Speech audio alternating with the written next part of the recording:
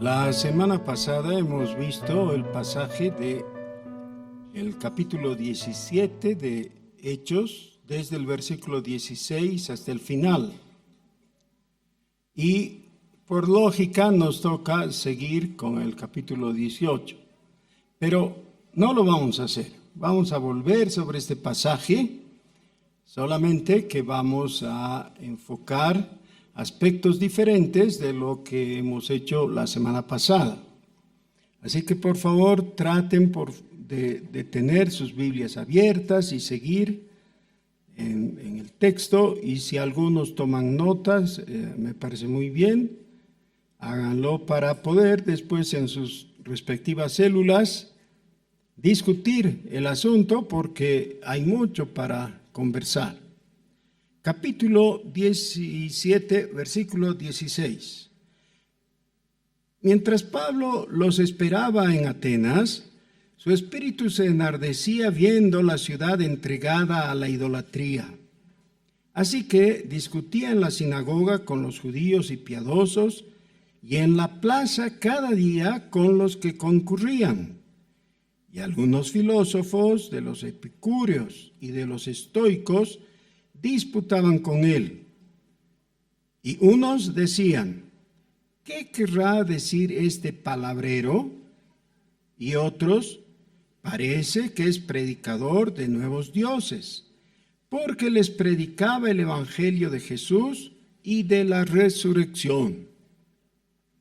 Y tomándole, le trajeron al Areópago, diciendo: ¿podremos saber qué es esta nueva enseñanza de que hablas? Pues traes a nuestros oídos cosas extrañas. Queremos, pues, saber qué quiere decir esto. Porque todos los atenienses y los extranjeros residentes allí en ninguna otra cosa se interesaban, sino en decir o en oír algo nuevo. Entonces Pablo, puesto en pie en medio del Areópago, dijo: varones atenienses, en todo observo que sois muy religiosos, porque pasando y mirando vuestros santuarios, hallé también un altar en el cual estaba esta inscripción: al Dios no conocido. Al que vosotros adoráis, pues sin conocerle, es a quien yo os anuncio. El Dios que hizo el mundo y todas las cosas que en él hay, siendo Señor del cielo y de la tierra, no habita en templos hechos por manos humanas, ni es honrado por manos de hombres, como si necesitase de algo, pues Él es quien da a todos vida y aliento y todas las cosas. Y de una sangre ha hecho todo el linaje de los hombres, para que habiten sobre toda la faz de la tierra, y les ha prefijado el orden de los tiempos y los límites de su habitación, para que busquen a Dios, si en alguna manera, palpando, puedan hallarle, aunque ciertamente no está lejos de cada uno de nosotros. Porque en Él vivimos y nos movemos y somos, como algunos de vuestros propios poetas también han dicho, porque linaje suyo somos. Siendo pues linaje de Dios, no debemos pensar que la divinidad sea semejante a oro o plata o piedra, escultura de arte o de imaginación de hombres. Pero Dios, habiendo pasado por alto los tiempos de esta ignorancia, ahora manda a todos los hombres en todo lugar que se arrepientan, por cuanto ha establecido un día en el cual juzgará al mundo con justicia, por aquel varón a quien designó, dando fe a todos con haberle levantado de los muertos. Pero cuando oyeron lo de la resurrección de los muertos, unos se burlaban y otros decían: ya te oiremos acerca de esto otra vez. Y así Pablo salió de en medio de ellos. Mas algunos creyeron, juntándose con él, entre los cuales estaban Dionisio el Areopagita, una mujer llamada Damaris, y otros con ellos. Amén. En el versículo 18 dice que habían dos grupos que fueron a discutir con Pablo. Más exactamente, dice, disputaban con él. ¿Por qué disputaban con él? Porque Pablo estaba predicando. ¿De qué predicaba Pablo? No necesitamos adivinar nada. Ahí está dicho exactamente. Dice que cada día iba a la plaza y con los que querían escucharle, él conversaba y les predicaba. En el versículo 18 final, dice, les predicaba el evangelio de Jesús y de la resurrección. Ese es, el evangelio de Jesús y de la resurrección. Cuando ellos oían esto, había una reacción, obviamente, desde su propio punto de vista. Encontramos tres grupos diferentes de adversarios. Los que estaban ahí, que tenían una tendencia filosófica dada por los griegos, los estoicos y los otros, los epicúreos. Los epicúreos justificaban la vida y la conducta humana por el placer. ¿Por qué haces las cosas? Por el placer. Los otros, los estoicos, justificaban la conducta humana por el deber, por la obligación, por el sentido de responsabilidad. Cuando uno lee algo de los unos o de los otros, pero de origen, encuentra que son cosas muy interesantes. Y uno se siente tentado a darles la razón, ¿no? Tienen razón. Y todos nosotros admiramos a los estoicos, especialmente cuando se trata de un tema épico. Entonces, analizamos, por ejemplo, la vida de un héroe. ¿Ya? El mayor héroe de Bolivia, ¿quién es? Don Eduardo Avaroa. ¿Por qué? Porque él defendió el territorio nacional y dio su vida. Hay una canción dedicada a él, ¿no? Que murió sabiendo que iba a morir, pero tratando de defender el territorio nacional.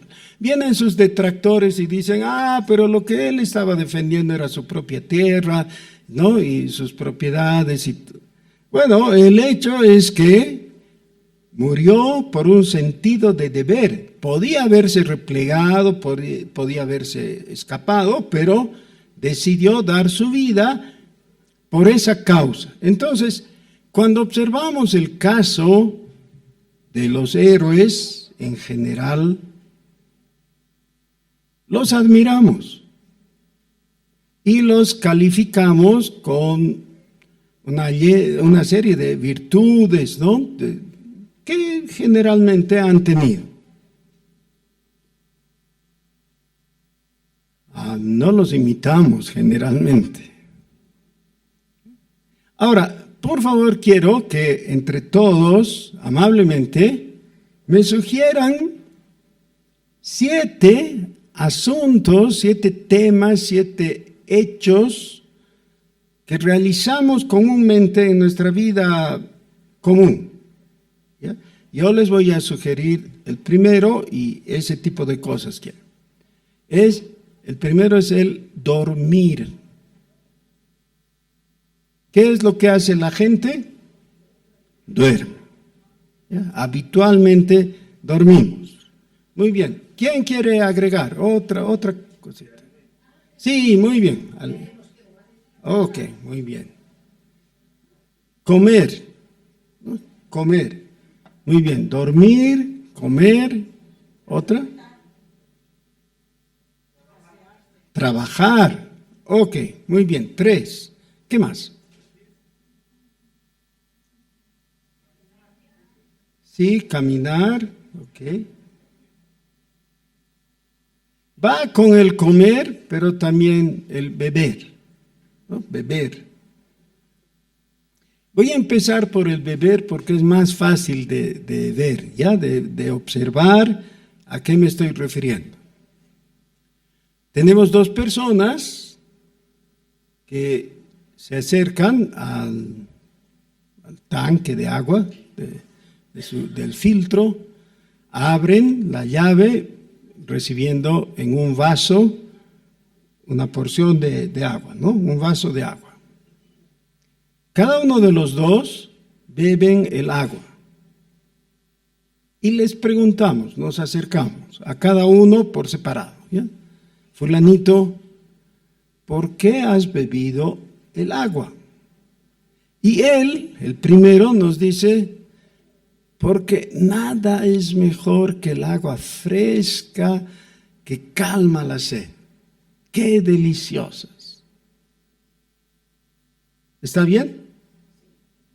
Todos hemos visto una situación así alguna vez, ¿no es cierto? Tal vez algunos de ustedes han sido actores en esa escena, ¿no? Han tomado el agua y después de haber bebido el vaso, se quedan saboreando, ¿no? Qué rica el agua, qué incomparable. Y no es extraño que alguien hace comentarios positivos hacia el agua. Okay. Le preguntamos al otro, a la otra persona que también ha bebido el vaso de agua. Y le decimos, ¿por qué?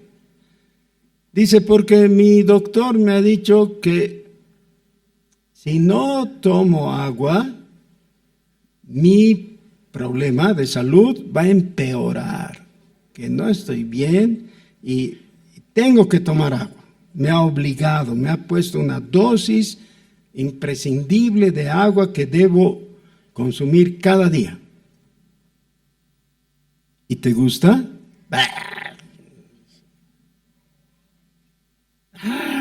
El agua.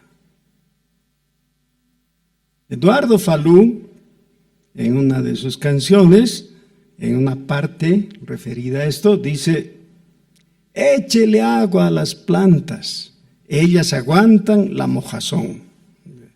Dentro de toda la letra de la canción suena chistoso, ¿no? Él lo que está haciendo en esa canción es elogiar el vino. Dice que él toma con mucho agrado el vino, no, el agua que sea para las plantas. Ok, entonces, tenemos dos casos totalmente diferentes. El uno haya deleite en tomar el agua, el otro lo hace por obligación. Si al primero le preguntáramos, ¿y si no te gustara el agua como te gusta, que tú acabas de decir, ¿no? Que es lo más rico que hay, ¿tomarías? Dice, no, yo tomo porque me gusta. Si no me gusta, no tomo. Esa opción la adoptan no solamente con el agua era un ejemplo nomás, la adoptan con otro tipo de alimentos, ¿no? De bebidas o de comidas. Yo creo que en la mayoría de las familias, por lo menos por una época, hemos tenido problemas con algún hijo o con todos nuestros hijos que pasan por esa etapa que no quieren comer, ¿no es cierto? Come pues, hijito. Y no quieren. Pueden decir no o pueden decir sí, pero no comen. Yo he estado muy afligido por una larga época que uno de mis nietos, en femenino, no comía. No comía. Pero ¿y de qué vive? Me preguntaba yo. De aire. No come. Inapetente. Entonces, las personas se esfuerzan, ¿no? Y dicen, a ver, tal vez no le gusta así, tal vez le guste asá, y tratan de hacer. Yo me esforzaba por hacerle comer jugando, ¿no? ¿Se acuerdan esos jueguitos, no? El avioncito, de así que el avioncito viene y se mete a tu boquita, ¿ve? Y ya, por lo menos un bocadito, ¿no? Para que coma. Porque nos preocupa cuando hay gente que no come. Hay gente que come por obligación. Hay gente que come por placer. El problema es cuando el placer entonces es la única motivación, y si se come por placer, eso se puede convertir fácilmente en gula. Es decir, comer de más cuando no es necesario. Solo porque se siente el sabor agradable de la comida. Y no es malo sentir el agradable sabor de la comida mientras sea lo que necesitas comer. Pero si comes más de eso, es un abuso contra tu propio cuerpo que a la larga te va a pasar factura, ¿no es cierto? Las personas que exageran con el azúcar, por ejemplo, ¿no? Al endulzar sus bebidas, luego hay problemas. Las personas que abusan del alcohol.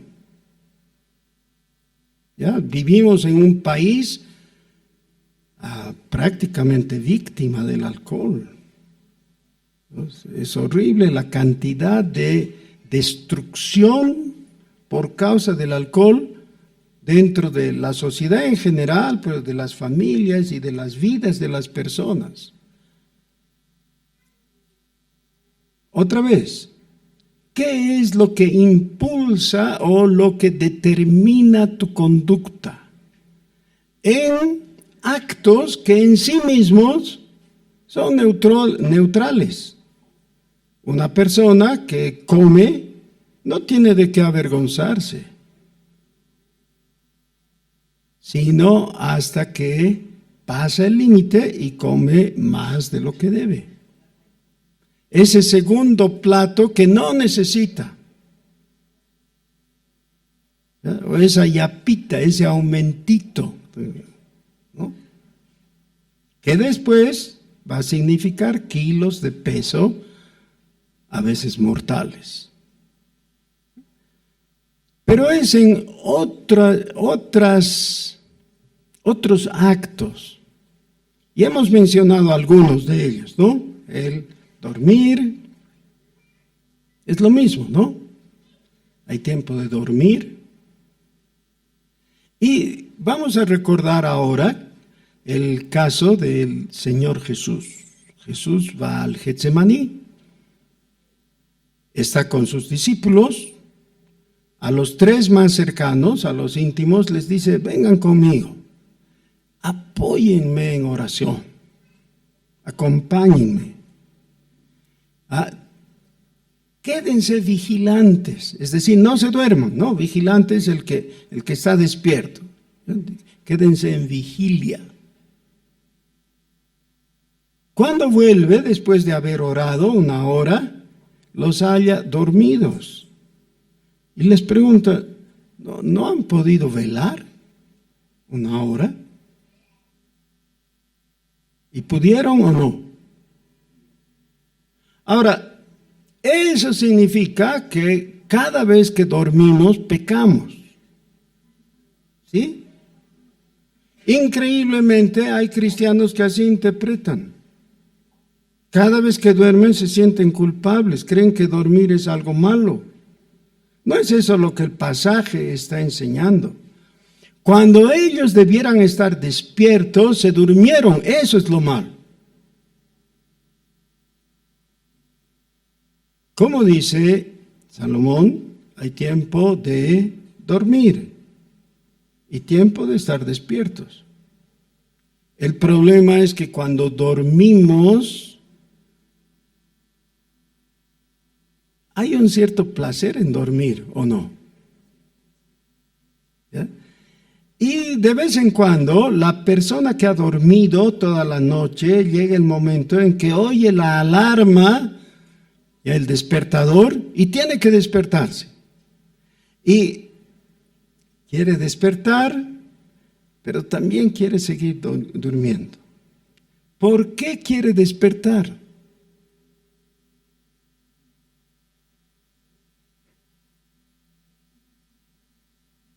Por esa vena estoica de el sentido de obligación. ¿Ya? Lo que piensa es, tengo que trabajar, para ir a trabajar necesito alistarme, prepararme, desayunar y salir listo para trabajar. Mi obligación es trabajar. Así que, aunque no es lo que quiere mi cuerpo quiere seguir durmiendo, voy a hacer lo que debo hacer. La mayor parte de ustedes, me estoy refiriendo a los adultos, proceden así, ¿no es cierto? Es día laboral, entonces saben que a cierta hora se tienen que levantar, se tienen que asear y empezar a trabajar, a hacer todo lo que tienen. Por sentido de obligación. Hay un momento en la vida en que la gente revisa todo ese sentido de obligación. Cuando yo era adolescente se puso de moda una canción así popular que decía, no vamos a trabajar, no vamos a trabajar. ¿Ya? Y que trabaje mi jefe. Es decir, a ver, ¿qué hace sin mí? ¿No? Me voy a quedar en cama. Y es el revolucionario, ¿no? En chiquito, dice, ¿por qué tengo que ser movido por el sentido de responsabilidad, de obligación? Ya, basta con eso. Ya, la vida no es para eso. Bueno, sí, se puede decir en un momento, pero al día siguiente, cuando se ve sin trabajo porque lo han despedido, entonces se tiene que hacer la pregunta, ¿no? ¿Y ahora qué voy a comer? Porque si no trabajo, no hay ingresos. Lo sencillo. Significa que en nuestra vida tenemos una presión constante por hallar placer y satisfacción a nuestras necesidades, y eso nos impulsa, pero también hay un sentido de obligación, de responsabilidad. Ahora, ya hemos visto las diferentes áreas, bueno, hemos mencionado algunas áreas, ¿no? Algunos actos, conductas. Voy a mencionar una diferente y que ninguno de ustedes ha mencionado, si he escuchado bien, y es adorar. Algo que el hombre hace, porque está en su naturaleza, es adorar. No necesariamente a Dios, claro, adorar a Dios es lo correcto, pero el hombre también adora a otras criaturas, a los ídolos, al dinero, etcétera, ¿no? Es propio del ser humano adorar simplemente, ya sin poner el objeto directo de su adoración. Es más, hay quienes dicen, no se puede no adorar. El que no quiere adorar a Dios, adora indefectiblemente a alguien más. Eso es imprescindible. Ok, pero entonces el verbo o el sujeto eres tú. El verbo es adorar. La pregunta es, ¿por qué? ¿Por qué adoras? En la visión tradicional, y estoy hablando dentro del ámbito evangélico, ¿no? Hasta la década de los 60, la respuesta habría sido porque Dios merece adoración, entonces yo tengo que adorarle. A partir del movimiento neopentecostal, y con todas sus implicancias, sus virtudes y sus defectos, ha venido ese sentido de cuán agradable es adorar a Dios, ¿no? Qué satisfacción siento al adorar a Dios. Y lo que se ha hecho ha sido dejar de enfocar a Dios y su merecimiento de adoración para enfocarse a sí mismo. Y por eso es que congregaciones íntegras quedan totalmente dependientes de la música. Ya, algunos ni siquiera conciben la posibilidad de adorar sin música. Piensan que para poder adorar tiene que haber ese ambiente favorable que produce la música. Y claro, desde su optimista punto de vista, dicen, qué linda estaba la adoración. Sí, el espíritu se ha movido. Confundiendo el hecho psicológico de que la música es agradable cuando es agradable, ¿no? Y que eso era placentero. ¿Es necesariamente genuina la adoración cuando es placentera?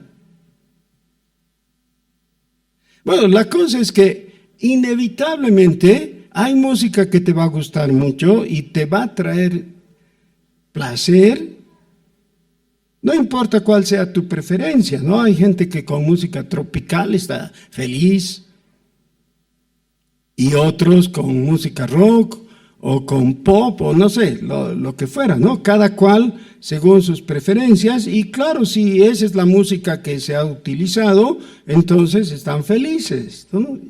Y confunden que el estar feliz hace que su adoración sea legítima y valedera. La Biblia va mucho más profundo.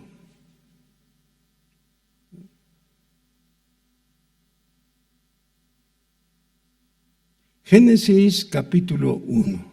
No necesitan buscar. Tendrían que saber de memoria esto. Versículo 1. En el principio creó Dios los cielos y la tierra. ¿No sabían? Ya, memorícenlo ahora mismo. No pueden no saber semejante cosa. En el principio creó Dios los cielos y la tierra. Versículo 2. ¿Y qué dice? La tierra estaba desordenada y vacía. La palabra en hebreo que se usa es que todavía no tenía orden. Eso es lo que significa. Lo mismo que pasa con un montón de ladrillos que bajan del camión antes de proceder a construir. ¿Ya? No es que los ladrillos los han puesto mal, sino los han puesto nomás. Todavía no están en su sitio, ya todavía no tienen orden. Eso es lo que significa, en resumen, desordenada. Pero vacía. No es que no tenía cosas en sí misma, la creación, ¿ya? La tierra. Lo que pasa es que no tenía todavía un sentido o un para qué. Ahora veamos. De vez en cuando las damas necesitan vaciar sus carteras, ¿no es cierto? Digan sí las damas si están de acuerdo. A veces yo me sorprendo porque la cartera de una dama está pesada, ¿no? Ojalá fuera de plata, pero no, llena de cosas. Y si esta dama, dueña de la cartera, vacía la cartera, a veces se encuentra que no necesita llevar todo eso, sino solamente una parte de eso. ¿Ya? A veces ni la mitad. ¿Ya? Puede prescindir de los demás, no necesita acumular mucho. Bueno, la pregunta es, ahora, en tu cartera, ¿tienes lo que necesitas o tienes más de lo que necesitas? Bueno, cada una sabrá, ¿no? Cuando se hace alguna caminata, los organizadores saben que el problema de uno va a ser problema de todos finalmente, así que hay que preguntar a los participantes, ¿no? ¿Por qué tu mochila está tan cargada? Dice, no, si estoy llevando lo que... Bueno, a ver, ¿para qué estás llevando laptop? ¿Y para qué estás llevando? Si es caminata. La laptop se queda. ¿Para qué estás llevando 3 latas de duraznos al jugo? ¿Han visto lo que pesa una lata de duraznos? No necesitas, máximo llevarás una, y así sucesivamente. La pregunta es, cuando Dios en un acto de voluntad sabia dijo por la palabra de poder que solo Dios tiene, dijo, sea. La tierra se vio invadida de todo tipo de cosas que no necesitaba. ¿No es verdad? Arriesguense, digan que sí o que no. No, claro que no. No es que se necesitaban 800 millones de árboles, por decir cualquier número, pero hay el doble. Y Dios dijo, demasiado árbol, ¿qué vamos a hacer ahora con tanto árbol? Para nada, porque Dios es sabio. O sea, todo lo que creó era necesario. Una de las virtudes y uno de los atributos de Dios es que Él es un ecónomo perfecto. Nunca ha creado algo de más. O nunca ha tenido que decir, ay, si hubiera hecho tal cosa. El único caso mencionado es el de la mujer. ¿Se acuerdan? Vio al hombre y dijo, no es bueno que el hombre esté solo. O sea, aquí falta algo. Y creó la mujer. Ese es el único caso mencionado en la Escritura. Entonces, ¿por qué dice el texto que la tierra estaba vacía? ¿Saben qué? Hay una posibilidad alternativa de traducir, ¿ya? Que legítimamente, ¿qué sería? La tierra estaba vana. Vana quiere decir vacía. En el capítulo 3 del libro de Eclesiastés, escrito por Salomón, él dice, vanidad de vanidades, todo es vanidad. Y entonces empieza a examinar todo lo que hay, ¿ya? Y comenta su propio caso. Dice, yo quise tener ganado y tuve todo el ganado que quería. Quise tener siervos y siervas y he tenido todos los necesarios. He querido tener mujeres y he tenido superabundantemente. Y ustedes saben la historia, ¿no? O sea, en nada puede decir, quise eso y no lo logré. Pero después de mencionar cada cosa, dice, quise tal cosa, lo logré, y me di cuenta que era vanidad y aflicción de espíritu. Y llega a una conclusión, todo es vanidad y aflicción de espíritu.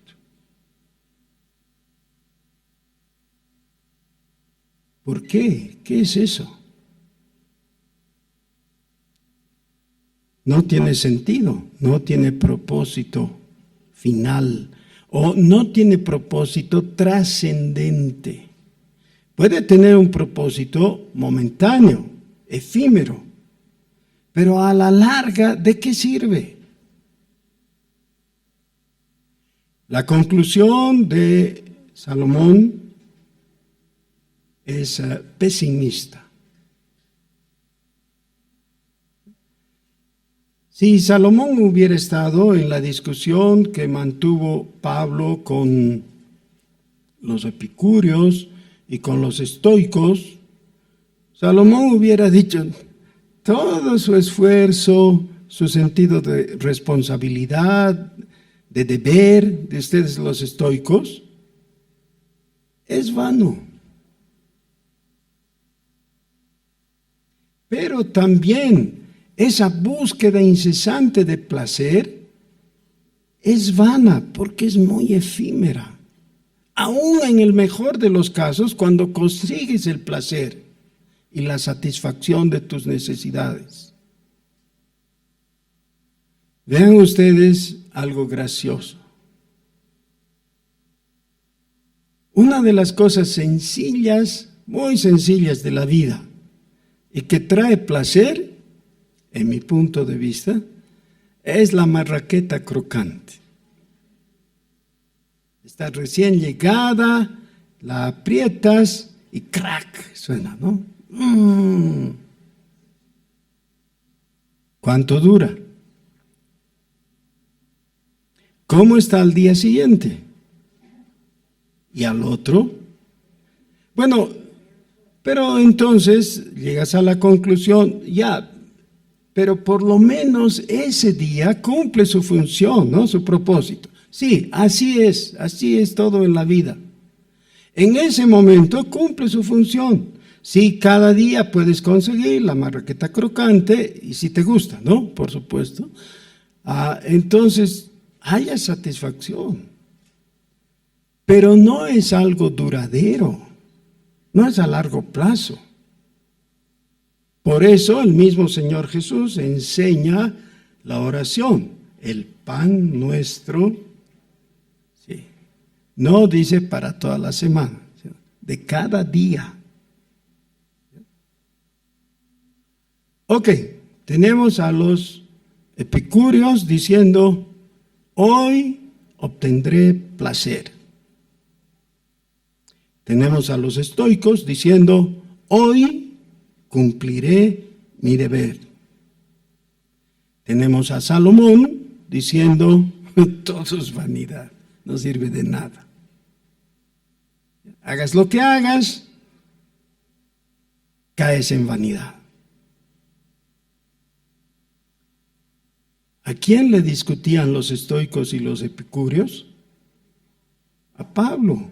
Eso es lo que dice el texto. Ellos fueron a discutirle, a disputar con él. Y luego, más adelante, en la sinagoga donde estaba conversando, los los judíos también le discuten, pero por razones más parecidas a la de Salomón, ¿no? Ellos eran ortodoxos dentro de su judaísmo. ¿Estaba alguno de ellos en lo cierto? ¿Cuál es la posición correcta? ¿La de los estoicos y su sentido de obligación y de deber? ¿O los epicúreos con su búsqueda de placer? ¿O Salomón con su pesimismo y fatalismo terrible? ¿Cuál?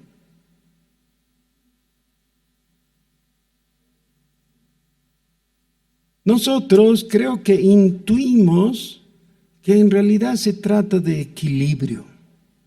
Se trata de que tú puedas obedecer al médico que te conminó a tomar agua y digas, voy a obedecer al médico y voy a tomar agua. Y puedas combinar eso con el hecho de decir, qué delicioso está este vaso de agua. Es decir, que halles placer en lo que haces por obligación. Claro, pero eso es más fácil de decir que de cumplir, ¿no es cierto? Porque hay cosas que por supuesto no nos gustan. Y si no, varios de los que están presentes aquí, que no sabían que yo sé, pero yo sé, que a veces no se levantan a tiempo cuando debían levantarse. Por ejemplo, los domingos. Y no llegan a tiempo al culto. Porque quieren conservar el placer de seguir en cama cuando ya debían levantarse y porque no hayan satisfacción en el asunto.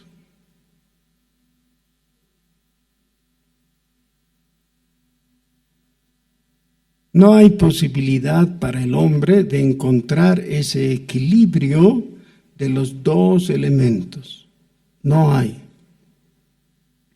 El hombre fracasa y la historia de la humanidad es la historia del fracaso del hombre de manejar en equilibrio eso.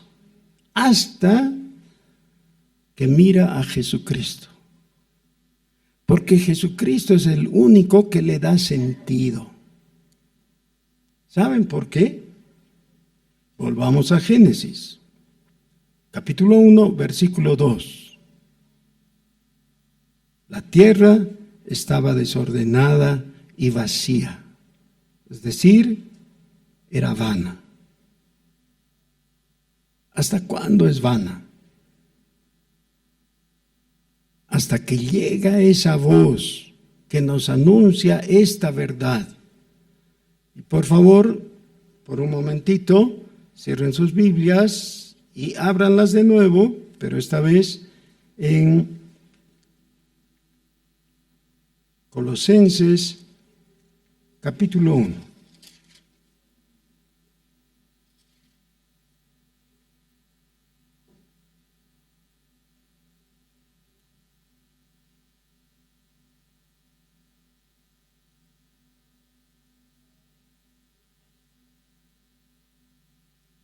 Voy a leer desde el versículo 9, pero enfáticamente necesitamos ver el contenido de lo que estoy diciendo desde el versículo 15, pero necesitamos el contexto.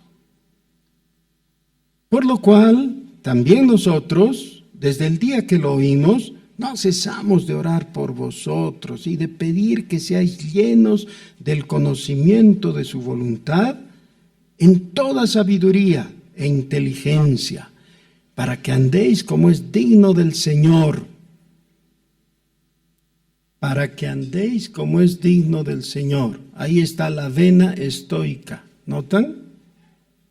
Agradándole en todo, llevando fruto en toda buena obra y creciendo en el conocimiento de Dios, fortalecidos con todo poder, conforme a la potencia de su gloria, para toda paciencia y longanimidad, con gozo. Ahí está la vena epicúrea. Dando gracias al Padre que nos hizo aptos para participar de la herencia de los santos en luz, el cual nos ha librado de la potestad de las tinieblas y trasladado al reino de su amado Hijo, en quien tenemos redención por su sangre, el perdón de pecados. Ahora sí, la respuesta al versículo 2 de Génesis capítulo 1. Él, es decir, su Hijo Jesucristo, es la imagen del Dios invisible, el primogénito de toda creación, porque en Él fueron creadas todas las cosas, las que hay en los cielos y las que hay en la tierra, visibles e invisibles, sean tronos, sean dominios, sean principados, sean potestades, todo fue creado por medio de Él y para Él. Y Él es antes de todas las cosas y todas las cosas en Él subsisten.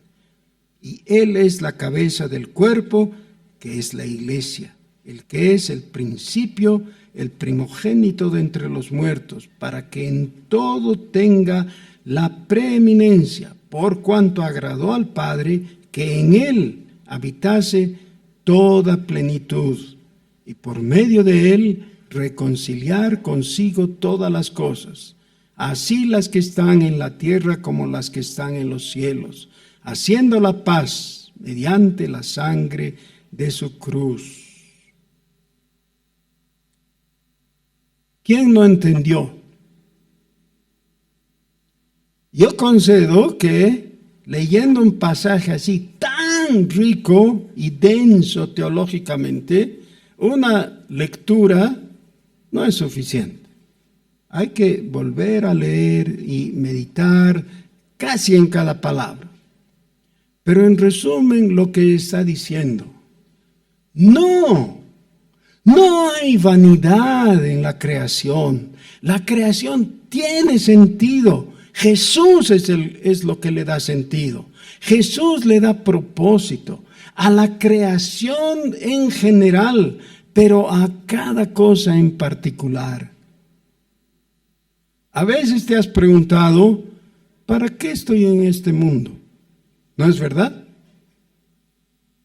¿Para qué estoy aquí? El epicúreo te contestará, para hallar placer.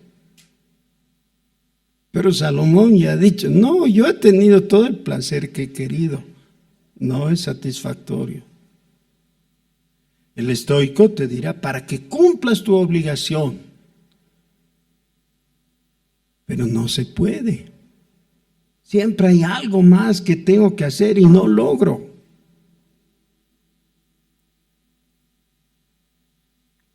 ¿Para qué estás aquí? ¿Para qué has nacido? Y la respuesta es para Jesucristo. Para Jesucristo. Jesucristo le da sentido a la creación y le da sentido a la redención. Por eso es que Él entregó su vida por nosotros. Ha mostrado un amor tan profundo que solamente puede ser respondido con amor. En esto conocemos el amor, dice el apóstol Juan, no en que nosotros hayamos amado a Dios primero, sino que Él nos amó. El amor de Dios es Jesús. En Jesús Dios te ha amado. La respuesta que Pablo da a los atenienses y la presentación que hace es incontestable. En Jesucristo hay sentido, hay profundidad, hay propósito. Muchas veces se habla en la predicación del Evangelio hablándole al pecador y diciéndole, tú necesitas a Jesucristo. A veces eso suena como que Dios necesita de ti. No es así.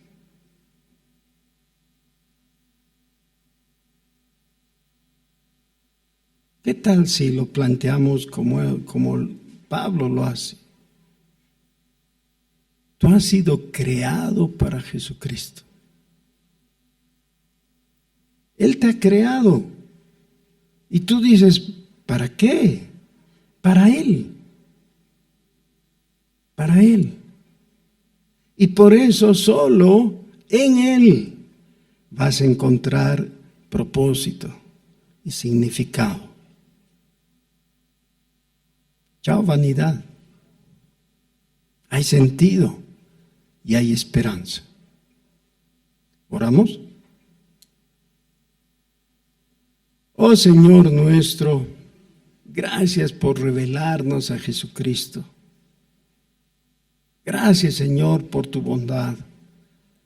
Gracias porque realmente podemos ver nuestras vidas y hallar que tú nunca has perdido las riendas.